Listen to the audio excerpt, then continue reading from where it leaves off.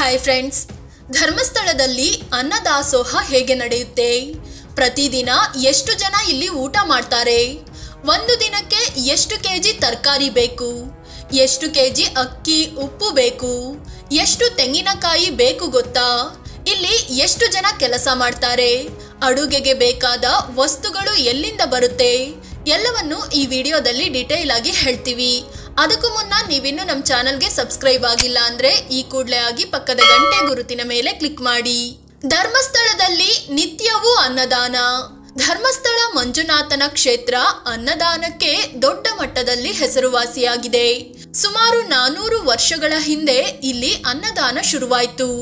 ಅಲ್ಲಿಂದ ಇಲ್ಲಿಯವರೆಗೆ corona time ಬಿಟ್ಟು ಬೇರೆ ಒಂದೂ ದಿನವೂ ಇಲ್ಲಿ ಅನ್ನದಾನ ನಿಂತಿಲ್ಲ. ಇಲ್ಲಿ ದಾಸೋಹ ಭಕ್ತಾದಿಗಳಿಗೆ ತೃಪ್ತಿ ನೀಡಿದರೆ ಮಂಜುನಾಥ ಸ್ವಾಮಿಗೆ ತೃಪ್ತಿ ಆಗುತ್ತೆ ಅನ್ನೋ ನಂಬಿಕೆ ಇದೆ. ಇಲ್ಲಿನ ಅನ್ನಪೂರ್ಣ ಕಿಚನ್ ನಲ್ಲಿ ಮಧ್ಯಾಹ್ನ ಮತ್ತು ರಾತ್ರಿ ಊಟದ ವ್ಯವಸ್ಥೆ ಇರುತ್ತೆ. ಭಾನುವಾರ, ಸೋಮವಾರ ಬೆಳಗ್ಗೆ 10:30ರಿಂದ ಸಂಜೆ 4:30ರವರೆಗೆ, ಮತ್ತೆ ರಾತ್ರಿ 7ರಿಂದ 10 ಗಂಟೆವರೆಗೆ ಅನ್ನದಾನ ನಡೆಯುತ್ತೆ. ಅದೇ ರೀತಿ ಉಳಿದ ದಿನಗಳಲ್ಲಿ ಬೆಳಗ್ಗೆ 11ರಿಂದ ಮಧ್ಯಾಹ್ನ 2:45ರವರೆಗೆ, ಮತ್ತೆ ಸಂಜೆ 7ರಿಂದ 10 ಗಂಟೆವರೆಗೆ ಅನ್ನದಾನ ಇರುತ್ತೆ. ಎಷ್ಟು ಜನ ಅನ್ನ ಪ್ರಸಾದ ಪಡಿತಾರೆ? ಅನ್ನಪೂರ್ಣ ಊಟದ ಹಾಲ್ ವಿಭಾಗದಲ್ಲಿ 2 ಹಾಲ್ಗಳಿವೆ. ಮೊದಲಿಗೆ ಇವು ಚಿಕ್ಕದಿತ್ತು. ಒಂದು ಸಲಕ್ಕೆ 300ರಿಂದ 400 ಜನ ಮಾತ್ರ ಕೂರಬಹುದಿತ್ತು. ಆದರೆ ಕಾಲ ಕಳೆದಂತೆ ಭಕ್ತರ ಸಂಖ್ಯೆ ಜಾಸ್ತಿಯಾಗಿ ದೊಡ್ಡ ಭೋಜನ ಶಾಲೆ ನಿರ್ಮಿಸಲಾಯಿತು. ಈಗ ಇಲ್ಲಿ ಒಂದು ಸಲಕ್ಕೆ 3000 ಜನ ಆರಾಮಾಗಿ ಊಟ ಮಾಡಬಹುದು. 20 ನಿಮಿಷಕ್ಕೆ ಒಂದು ಪಂಕ್ತಿಯ ಊಟ ಆಗುತ್ತೆ. ಪ್ರತಿದಿನ 20ರಿಂದ 30,000 ಜನ ಊಟ ಮಾಡ್ತಾರೆ. ಶಿವರಾತ್ರಿಯ ದಿನ ಒಂದೇ ದಿನ 1 ಲಕ್ಷಕ್ಕೂ ಹೆಚ್ಚು ಜನ ಇಲ್ಲಿ ಪ್ರಸಾದ ಸೇವಿಸ್ತಾರೆ. ವರ್ಷಕ್ಕೆ ಏನಿಲ್ಲ ಅಂದ್ರೂ 75 ಲಕ್ಷದಷ್ಟು ಜನ ದೇವಸ್ಥಾನದಲ್ಲಿ ಊಟ ಮಾಡ್ತಾರೆ. ಎಷ್ಟೇ ರಶ್ ಇದ್ರೂ ಜನ ಗಂಟೆಗಟ್ಟಲೆ ಕ್ಯೂನಲ್ಲಿ ನಿಂತಾದ್ರೂ ಪ್ರಸಾದ ಪಡ್ಕೊಂಡು ಹೋಗ್ತಾರೆ. ದಿನಕ್ಕೆ ಎಷ್ಟು ದಿನಸಿ ತರಕಾರಿ ಬೇಕು?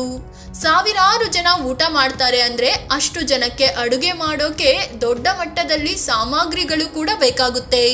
ಡೈಲಿ 1200ರಿಂದ 1500 ಕೆಜಿ ತರಕಾರಿ, 2.5ರಿಂದ 3000 ಕೆಜಿಯಷ್ಟು ಅಕ್ಕಿ ಬೇಕಾಗುತ್ತೆ. 100 ಕೆಜಿ ಬೇಳೆ, 100 ಕೆಜಿಯಷ್ಟು ಉಪ್ಪು ಖರ್ಚಾಗುತ್ತೆ. 600 ಲೀಟರ್ನಷ್ಟು ಮಜ್ಜಿಗೆ, 500ಕ್ಕೂ ಹೆಚ್ಚು ತೆಂಗಿನಕಾಯಿ ಕೂಡ ಬೇಕಾಗುತ್ತೆ. ಇಲ್ಲಿ 3 ಸಲ ಊಟ ಬಡಿಸಲಾಗುತ್ತೆ. ಮೊದಲು ಅನ್ನ ಸಾಂಬಾರ್, ನಂತರ ಅನ್ನ ರಸಂ, ನಂತರ ಅನ್ನ ಮಜ್ಜಿಗೆ.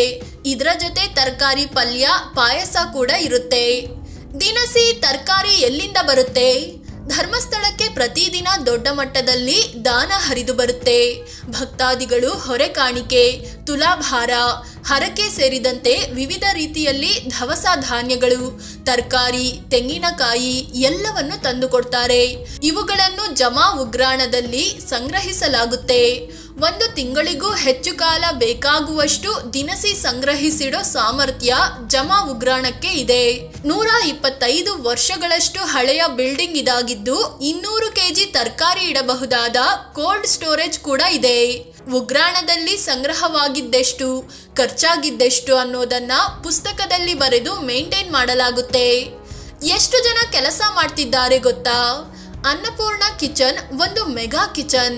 ಇಲ್ಲಿ ಪ್ರತಿದಿನ 30ರಿಂದ 70,000 ಜನರಿಗೆ ಅಡುಗೆ ರೆಡಿ ಮಾಡಬಹುದು. ಬೆಳಗ್ಗೆ 5 ಗಂಟೆಗೆ ಇದು ಓಪನ್ ಆಗುತ್ತೆ. ಸುಮಾರು 270 ಜನ ಇಲ್ಲಿ ಶಿಫ್ಟ್ ವೈಸ್ ಕೆಲಸ ಮಾಡ್ತಾರೆ. ಬೆಳಗ್ಗೆ ಬಂದವರಲ್ಲಿ ಒಂದಷ್ಟು ಜನ ತರಕಾರಿ ಕಟಿಂಗ್ ಶುರು ಮಾಡಿದ್ರೆ ಇನ್ನೊಂದಷ್ಟು ಜನ ಕ್ಲೀನಿಂಗ್ ಕೆಲಸ ಮಾಡ್ತಾರೆ. ತರಕಾರಿ ತೊಳೆಯೋಕೆ, ಸಿಪ್ಪೆ ತೆಗೆಯೋಕೆ, ಕಟ್ ಮಾಡೋಕೆ ಮಷಿನ್ ಇದೆ. ಸಿಬ್ಬಂದಿ ತರಕಾರಿಯಲ್ಲಿ ಹಾಳಾಗಿರೋದು ತೆಗೆದು ಒಳ್ಳೆಯ ತರಕಾರಿಯನ್ನು ಮೊದಲಿಗೆ ತೊಳೆಯೋ ಮಿಷಿನ್ಗೆ ಹಾಕ್ತಾರೆ. ನಂತರ ಸಿಪ್ಪೆ ತೆಗೆಯೋ ಮಷಿನ್ಗೆ ಹಾಕಿ ಅಲ್ಲಿಂದ ಕಟಿಂಗ್ ಮಷಿನ್ಗೆ ಶಿಫ್ಟ್ ಮಾಡ್ತಾರೆ. ಹೀಗೆ ಮಷಿನ್ಗಳ ಸಹಾಯದೊಂದಿಗೆ ಸಿಬ್ಬಂದಿ ಕೆಲಸ ಮಾಡ್ತಾರೆ. ಕಳೆದ 30 ವರ್ಷಗಳಿಂದ ಇಲ್ಲಿ ಅಡುಗೆಗೆ ಕಟ್ಟಿಗೆ ಬಳಸುತ್ತಿಲ್ಲ, ಬದಲಾಗಿ ಬಯೋಗ್ಯಾಸ್ ಬಳಸಲಾಗ್ತಿದೆ.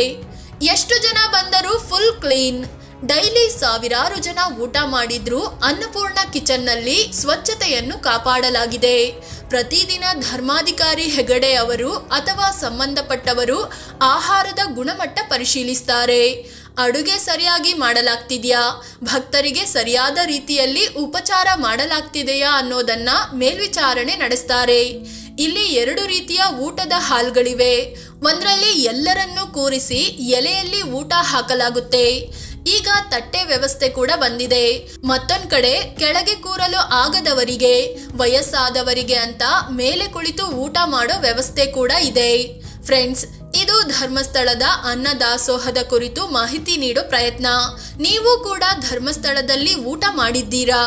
ಕಾಮೆಂಟ್ ಮಾಡಿ ನಿಮ್ಮ ಅಭಿಪ್ರಾಯ ಹೇಳಿ.